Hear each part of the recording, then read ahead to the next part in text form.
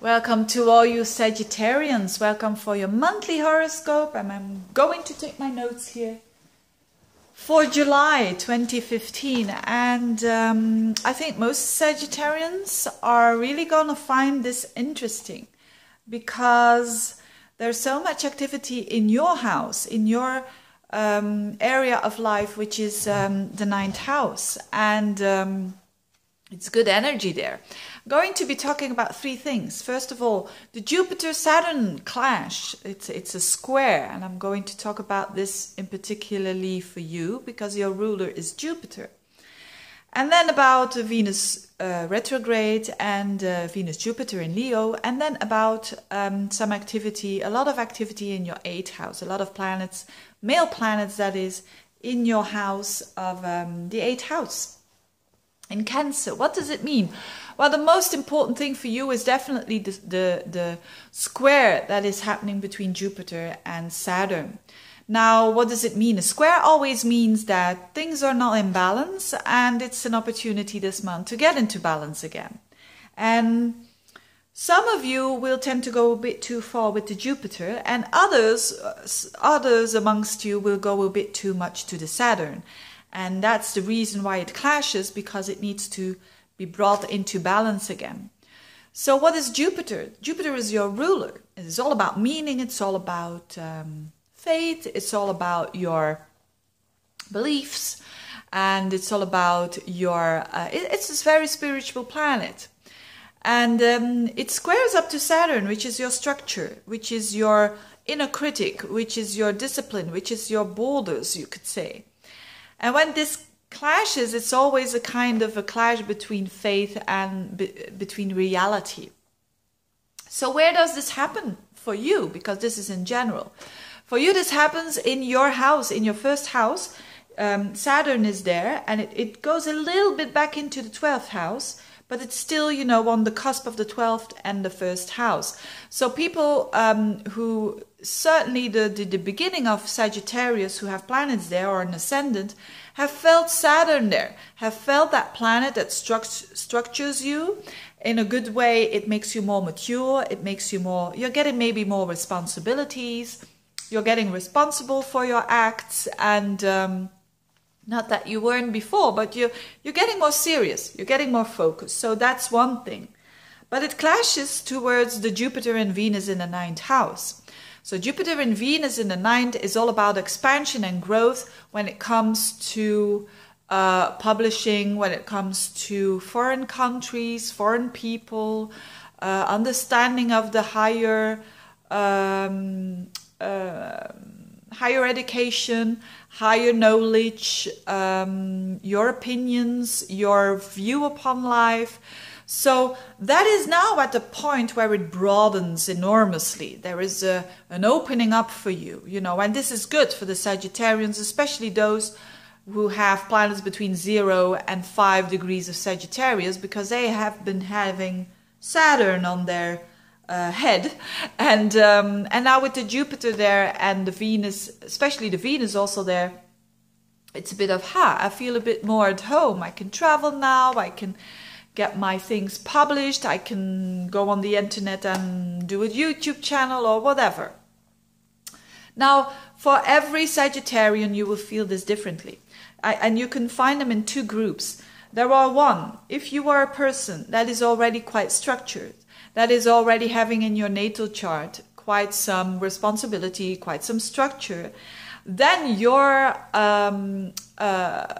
wake-up call here is get a bit more Jupiterian, get a bit more, loosen up a little bit, travel again, read again, go abroad, do some visiting museum, all these kind of things, because having this in a clash means that you go too far to either one or the other. So you need to get a bit more loosened up. For others, Sagittarians, it will mean the opposite. You've been maybe a bit too much the Jupiter-Venus energy, which is, and normally Sagittarians don't have any trouble with that. It is enjoying themselves, it is being adventurous, it is not really always, you know, if there is a problem, you know, it's gonna solve, we will solve this problem. But hey, let's live, let's explore, let's have faith, and so on and so on. If you have been doing that too much, if this resonates with you, then Saturn will knock on your door and Saturn will say, hey, restrict yourself a little bit more, be responsible. Maybe you want to publish something, but hey, do you have the means? Are you not getting a bit too reckless? So Jupiter, an overdoses of Jupiter is being reckless. An overdoses of Saturn is being depressed. So, and for everyone it's different. These are general horoscopes, but you can split up people in two groups here because it's this fight going on, or this clash going on between those two planets, two energies that are very... It's a bit outer planets. It's social planets, Jupiter and Saturn. Now, Jupiter and Saturn, although they are social planets, why do I emphasize this aspect so much? Because it's also Venus that gets involved, and Venus is normally very fast planet. It transits one sign a month, but now it is 4 months in your 9th house. So this is again an emphasis on that equilibrium between enjoyment and between work, between faith and between responsibilities. So either you go too far with the enjoyment and then you won't enjoy it that much because Saturn will be knocking on the door, or you are way too severe with you. And I find that quite often now in readings with people who have certainly a Sagittarius rising, they are a bit too hard. They feel Saturn too much. It's like a mountain there, and they're not used to that because Sagittarius is a very optimistic sign. And this is a bit of a warning of go travel, go abroad, do some, or if you don't travel, read some books that open up your viewpoint again. You know, the last thing a Sagittarian wants to be is being rigid, being, you know, only having one opinion. No, it's the job of a good Sagittarian, you could say, to explore and to see more visions and to see more perspectives, because that's what the Sagittarian is all about. It's about wisdom. It's about knowledge, experience. So that's one thing that's been going on. The second thing is that this Venus will be going to transit a fixed star as well during this whole process, which is Regulus. It's the most ambitious fixed star, and this is all about being ambitious. So you probably will have quite some ambition as well, and that's not bad at all when it comes to 9th house stuff. So again, if you are that kind of Sagittarian that goes a bit to the extreme of happiness every now and then, you need to have that Regulus, that ambitious idea that you want to do. Again, maybe writing, maybe starting to write, maybe starting to publish, maybe starting to work abroad, maybe doing something with the law, whatever. But you need really to know your boundaries, and you need to do it gradually. That's the Jupiter and the Saturn in a square means step by step. Jupiter is growth, Saturn is step by step and slowly. So I'm not saying you need to grow slowly, but you need to do it step by step. And the chances that you will gain what you want are bigger. You know, I have a Sagittarius rising myself, and I'm planning to do a bit more of travel. But, you know, I have my limits as well. And so I have to watch out that I don't get too, you know, I'm definitely the Sagittarian who can get a bit too optimistic. So this is a simple example, but it can be something different, totally different for you. But it's, you know, that balance between the possibility that you have, your limitations, and your growth, because it's a pulling as well to more growth. And the Venus stops around the 25th of the month and then goes backwards again in your 9th house, so stays there for a long time. So it shows, you know, you're going to enjoy everything that you initiate when it comes to ninth house matters, as I just mentioned. And if you're single, it's a very good time to fall in love with someone from abroad. It's a very good time to travel and meet someone from abroad, because that's, you know, Venus and Jupiter, the two benefics there in your ninth house, is really interesting. And even more because Venus goes retrograde. It could have been that you pick up a relationship again, that may be a connection from abroad. That needs to be resolved, because that's also Venus going retrograde in the ninth.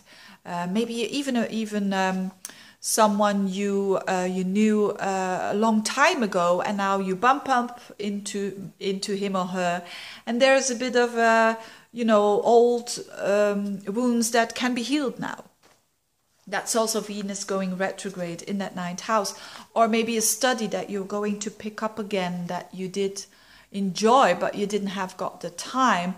And again, that Saturn is saying, yes, but what about your work? What about, and you're trying to how do you say that? You're trying to timeshare a little bit. And that's the best way to do it.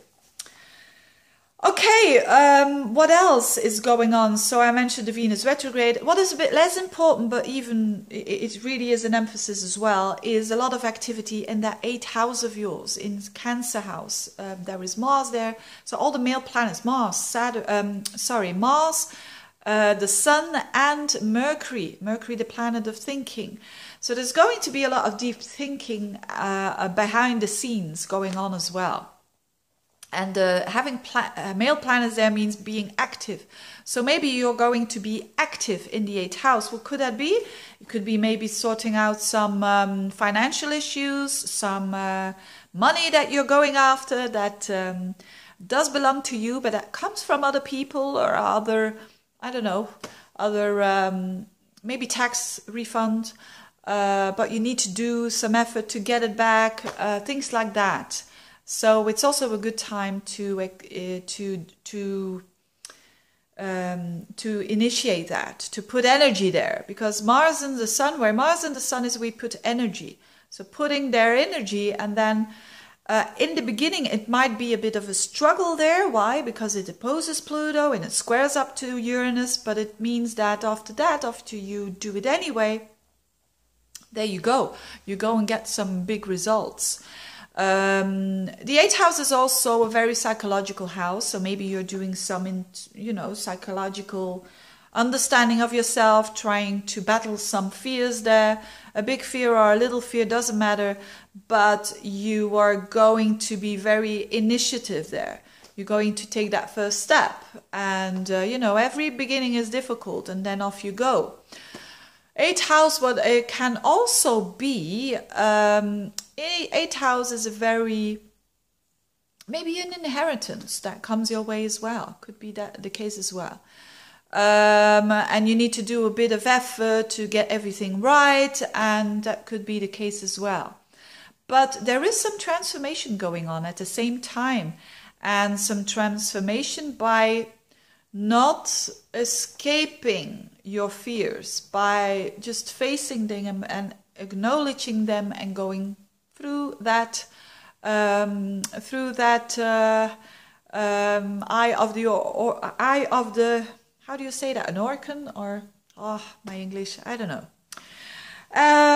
It's an interesting month for the Sagittarians. It's a bit of everything. It's a bit of Sagittarius, a flavor with all that energy in your 9th house, but it's also still going much into depth, and that keeps you that keeps you growing there. And that's what basically all Sagittarians want. They want to grow, they want to become wiser, they want to become having more experience, basically.